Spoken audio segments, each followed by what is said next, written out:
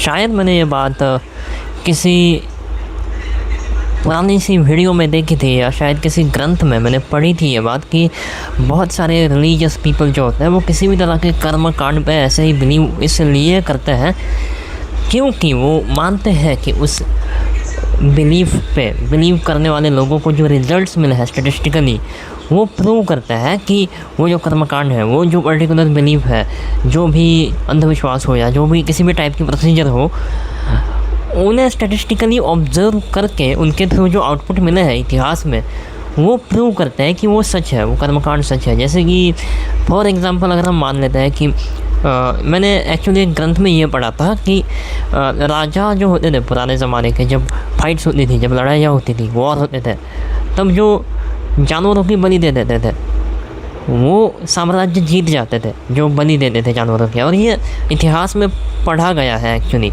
लोगों ने इसे ऑब्जर्व किया गया है। लोग ये कहते हैं कि उनके पास इसका स्टेटिस्टिकल डेटा है कि उन्होंने मतलब राजाओं ने इस तरह इतिहास में लिख के रखा है कि इन राजाओं ने इस तरह बलि दी थी और फिर वो जीते थे लड़ाई उस समय।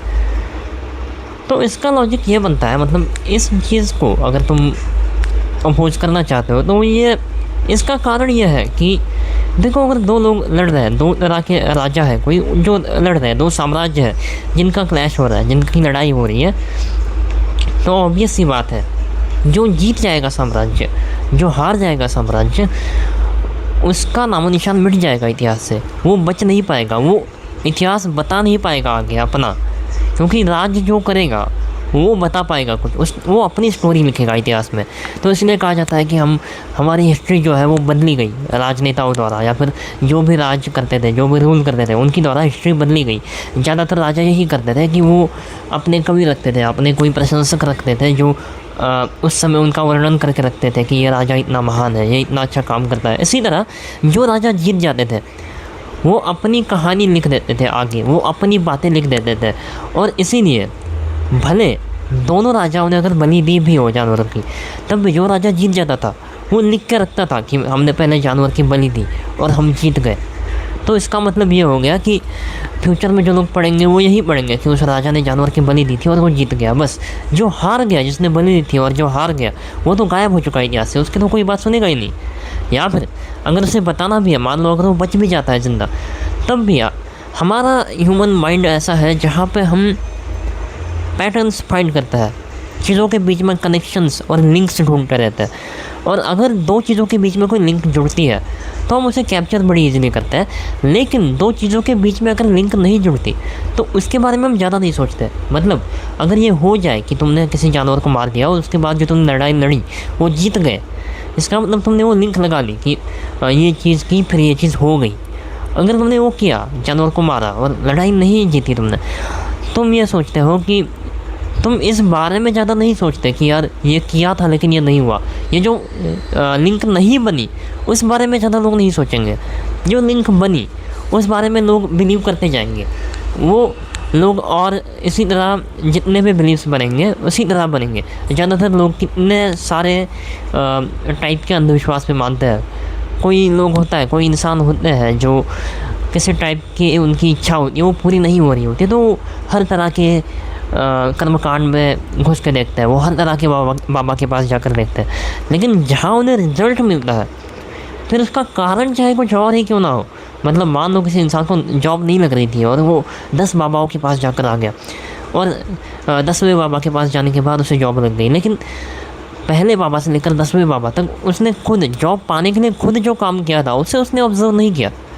तो उसने जो मेन कॉज था उसकी सक्सेस के पीछे वो उसने स्टडी नहीं किया। इसे फॉल्स कॉज फैलेसी भी कहता है। मतलब एक चीज़ हो गई और फिर दूसरी चीज़ हो गई, इसका मतलब दूसरी चीज़ होने का कारण पहली चीज़ है। इसे कहते हैं फॉल्स कॉज फैलेसी, क्योंकि एक चीज़ किसी चीज़ से पहले हैपन हुई है, इसका मतलब वो चीज़ उसकी कॉज है। ये झूठ है। कॉजेस कई और भी हो सकते हैं, कॉजेस बहुत सारे हो सकते हैं किसी भी चीज़ के, और वो हिडन भी हो सकते हैं। तुम्हें ऐसा भी हो सकता है कि तुम उस कॉज के बारे में जानते ही ना हो कि किस वजह से वो चीज़ हुई है।